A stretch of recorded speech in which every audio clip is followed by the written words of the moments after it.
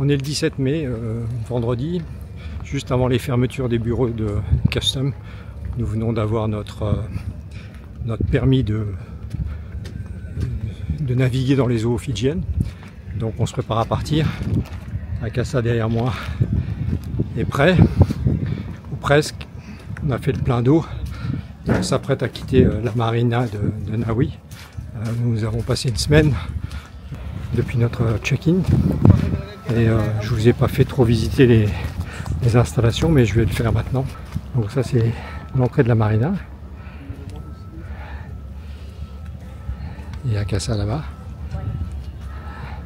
La ville de Savu-Savu là-bas. Donc les petites navettes nous emmènent et nous ramènent ici, toutes les demi-heures. Et on a la petite buvette en face pour patienter. On peut commander des milkshakes et des choses comme ça. Là, il y a quelques magasins et un restaurant. Mais ici, le plus beau, ça reste les sanitaires, réservés aux résidents. Avec écrit Boula sur le tapis, qui veut dire bienvenue, bonjour.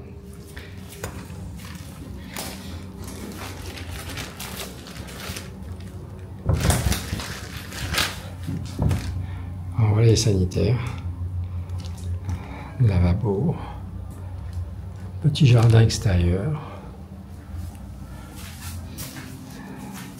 Les toilettes d'un côté sur une autre partie du jardin. Et de l'autre côté, la douche qui donne sur le petit jardin extérieur. Voilà. Et moi, je vais en profiter pour me raser.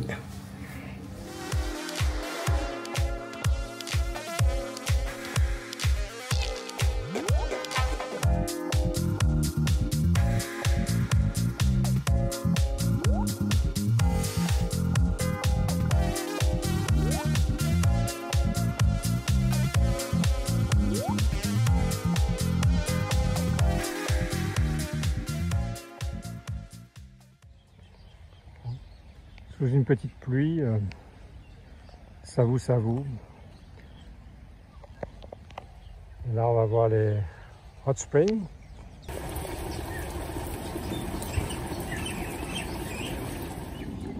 Et donc, les Fidjiens se servent des hot springs pour faire cuire leurs aliments. Donc là, je ne sais pas ce qu'il y a exactement là en dessous, mais il y a des gens qui attendent patiemment à côté.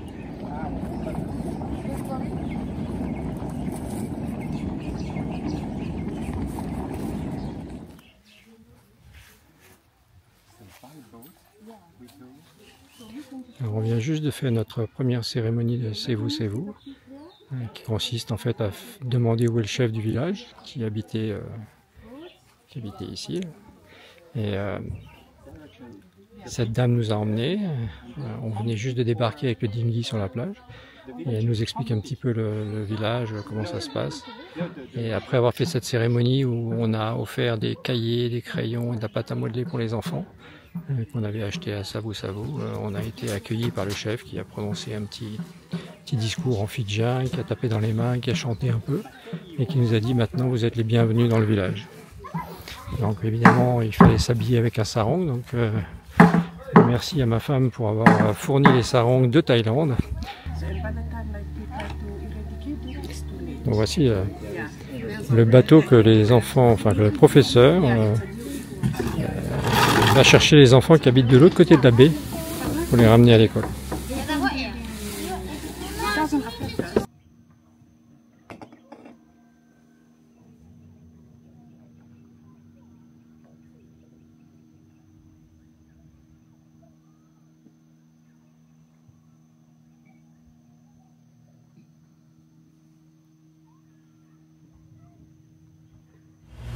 Voilà, nous avons quitté, relevé l'ancre et quitté notre petite crique tranquille où nous étions depuis 24 heures en direction de la côte sud. On a fait notre route avant de partir et puis on avance tranquillement en faisant bien attention on est parti vers 11 h de manière à avoir le soleil à la verticale et de bien voir s'il y a des récifs qui ne seraient pas sur les cartes, parce que les cartes des Fidji ne sont pas toujours très précises. Donc on s'aide aussi sur des cartes satellites que j'ai downloadées avec l'application OpenCPN. Donc j'ai créé des cartes assez détaillées de toutes les Fidji pendant plusieurs mois quand j'étais encore à Phuket. D'ailleurs j'ai fait les Vanuatu, la côte est de l'Australie et un petit peu le début de l'Indonésie. Donc ça m'a pris plusieurs mois à créer toutes ces cartes en haute résolution de cartes satellites à partir de Google Sat, de Bing et d'autres providers de cartes satellites. Mais ça nous permet de comparer les cartes Navionics avec la réalité vue du ciel. Et souvent on voit des choses qu'on ne voit pas sur Navionics, donc éventuellement des récifs de coraux qui sont à 2 mètres de la surface et qui peuvent nous poser un danger alors que des fois elles ne sont pas repérées sur les cartes. Voilà la barrière de corail qui forme l'extrême sud de l'île où on se trouve, enfin de l'atoll.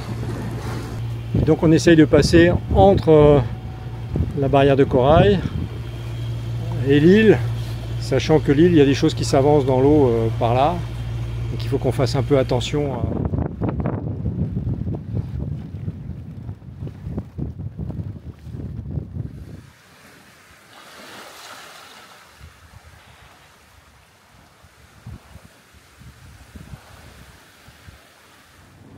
Bon, on vient de prendre notre premier ancrage un peu risqué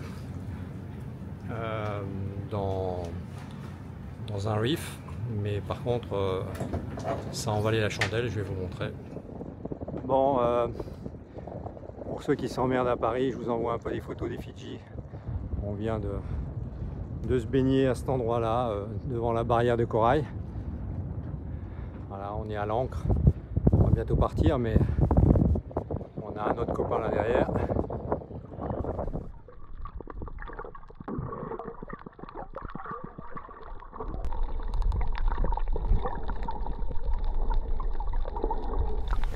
Bon, aujourd'hui on a pris un tour organisé, on a loué une petite voiture avec un chauffeur pour une journée de visite de l'île de Taveuni. Donc on est arrivé au bout de la route, plus au sud, un peu plus au sud que nous étions en bateau. Nous allons visiter un village et puis des waterfalls et puis le parc national. Et voilà la plage à côté du village.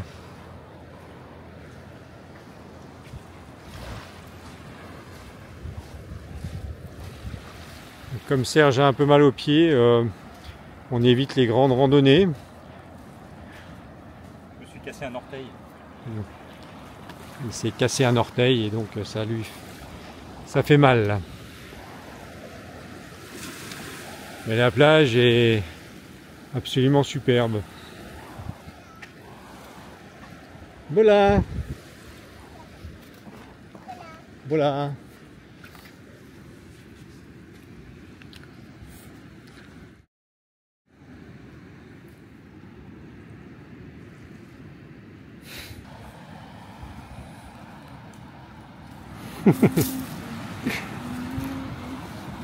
Vinaka.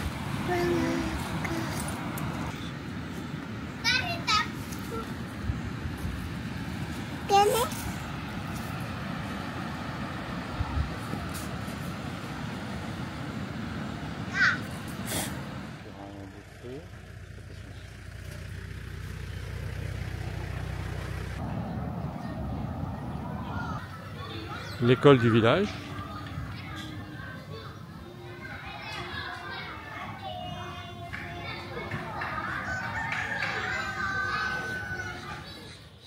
Les racines de cava en train de sécher dans le village.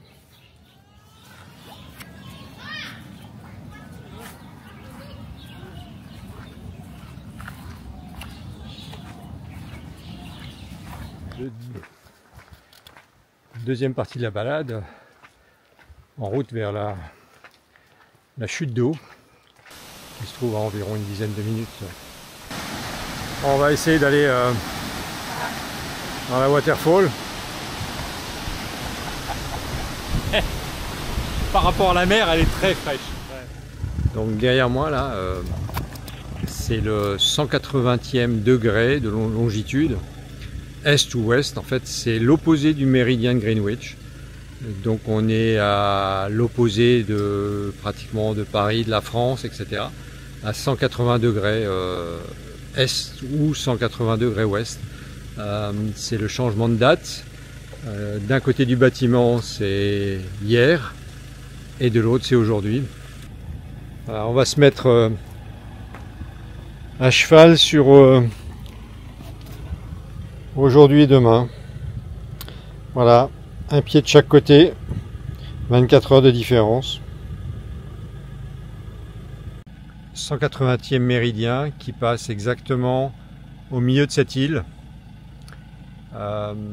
Donc nous sommes ancrés juste là et nous avons traversé comme ça, donc coupé la ligne, mais maintenant on vient la voir réellement. Donc voilà, le 180e méridien. Je voulais vous montrer un petit peu comment c'est aux Fidji quand on approche de la côte pour jeter l'ancre. Donc là, on voit la position de notre bateau et on rentre dans une baie pour y passer 2 jours. Et on a l'intention à peu près de jeter l'ancre par là. Donc si on zoome un petit peu et qu'on s'approche de notre lieu d'ancrage, on s'aperçoit très vite que en fait il y a beaucoup de coraux sur les côtés qu'il faut évidemment éviter, mais tout ce qui est blanc c'est très profond aussi. On a 2 bateaux ici qu'on voit sur l'AIS qui sont déjà à l'ancre. Nous, notre intention, c'est d'aller plutôt par là.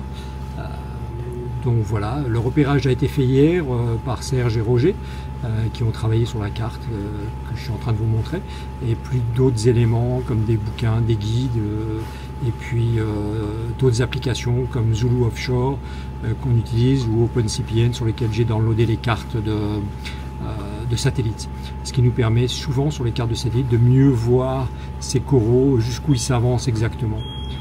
Voilà. Donc on va démarrer le 2e moteur et puis on va s'approcher bientôt pour jeter l'ancre. Donc voilà, comme je vous disais, on est en train de rentrer dans la baie. D'un côté et de l'autre.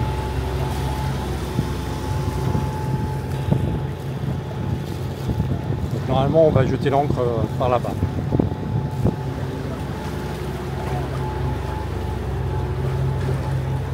Donc Serge est à là-bas, Roger est aux jumelles pour bien vérifier les repérages, regarder si on a d'autres bateaux qui sont à l'endroit où nous on avait prévu d'aller. Et on va avancer doucement, pour l'instant on est tranquille, on est encore assez loin, mais on va bientôt ralentir et se préparer à jeter l'ancre.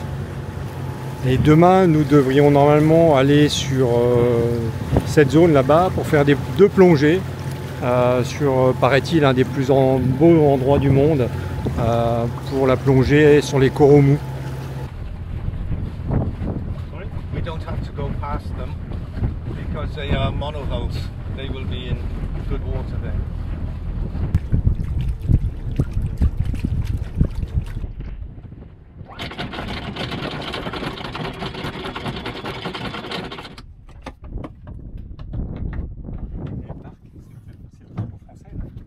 Oui, j'ai vu.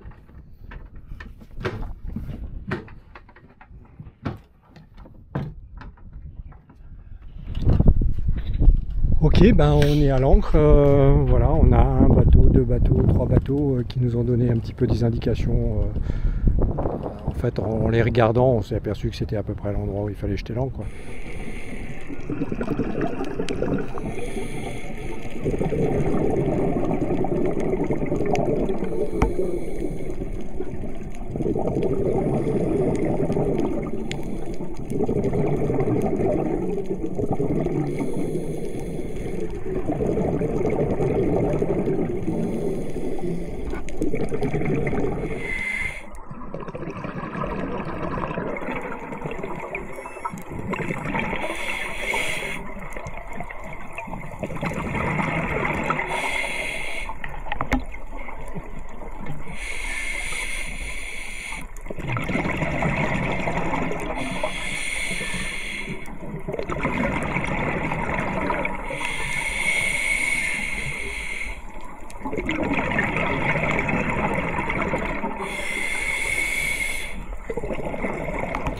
on est le 1er juin,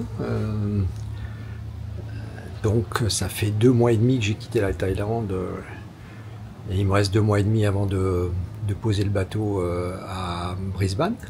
Donc on est à peu près à mi-chemin, on est toujours aux Fidji évidemment.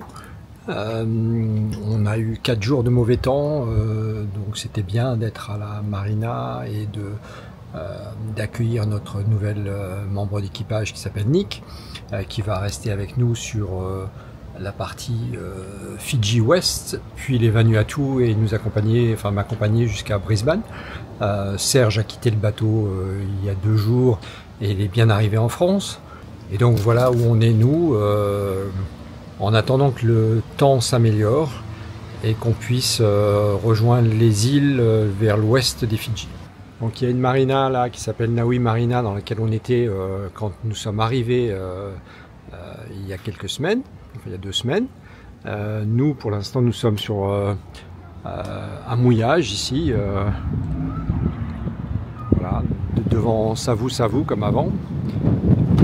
Il y a Nick qui revient avec le dinghy. Je vais me mettre un peu à l'abri. On a du linge qui sèche comme d'habitude, et puis je suis en train de travailler sur la programmation des batteries et puis voir comment je peux améliorer un petit peu les choses. Je vais vous montrer tout ça. Donc j'ai sur mon iPad ici l'état de charge en ce moment de production des panneaux solaires. Donc je peux voir que on produit environ 440 watts et qu'on envoie donc un voltage de 13,60 10, et on est en mode float, c'est-à-dire qu'en fait on a pratiquement atteint notre seuil de charge sur les batteries. Et effectivement, si je regarde une batterie ici, je m'aperçois qu'on est à 96% à peu près, et qu'on a un voltage de 13,45. Donc voilà, je surveillais ça, je profitais un petit peu de mon temps libre pour vérifier des petites vidéos, notamment Parler Revival, qui est une chaîne YouTube que je suis depuis pas mal de temps. Et j'ai rencontré Colin à Opua il y a quelques semaines avant de quitter la Nouvelle-Zélande. C'est sympa de voir des gens qu'on trouve sympathiques sur YouTube et puis de continuer à les trouver sympathiques à terre. Vraiment sympa cette équipe. Donc voilà, on vient de faire aujourd'hui un petit planning pour les semaines à venir, exactement le mois de juin. On a décidé par où on allait passer pour rejoindre la côte ouest des Fidji, et aussi les jours à peu près où on sera en marina, donc pour faire les réservations des moorings. Donc on a 2 marinas qu'on pense aller visiter, vers le 22-23 qui s'appelle Muscat Cove, dans la côte sud-ouest des Fidji, dans les petites îles, et une autre marina pour faire notre changement d'équipage et notre check-out entre le 25 et le 29 juin, qui s'appelle Denaro Marina, dans lequel là qui est complète, donc on va prendre un mooring également. Voilà, donc on a à peu près fini notre première partie de la découverte des Fidji, avec la côte est et cette contrée assez sauvage avec des coraux, etc., qui rendent la navigation très difficile. Et on va partir mardi, donc dans 2 jours, vers la partie ouest des Fidji pour une navigation d'environ 200 nautical miles en tout, qui nous amènera à notre point de départ des Fidji pour les Vanuatu, fin juin. Voilà. Donc voilà, ça c'était notre première partie de l'épisode sur les Fidji. J'espère que vous avez aimé découvrir avec nous cette contrée reculée, qui n'est pas toujours évident d'accéder. En tout cas, le premier voisin, c'est effectivement la Nouvelle-Zélande, l'Australie, les Vanuatu, etc. Et la saison vient de démarrer ici, et déjà ils se plaignent qu'ils n'ont pas autant de touristes que d'habitude. Donc si vous avez envie de découvrir ce pays, prenez l'avion. Il y a plein de choses à découvrir. C'est vraiment un très très beau pays et les gens sont super sympas. Voilà, si vous avez aimé cet épisode, merci de cliquer sur le like. Merci aussi de vous abonner à notre chaîne si vous n'êtes pas abonné. Et puis je vous souhaite de nous retrouver dans environ un mois à la fin de notre épisode sur les Fidji, avant de partir vers les Vanuatu. Merci, à bientôt.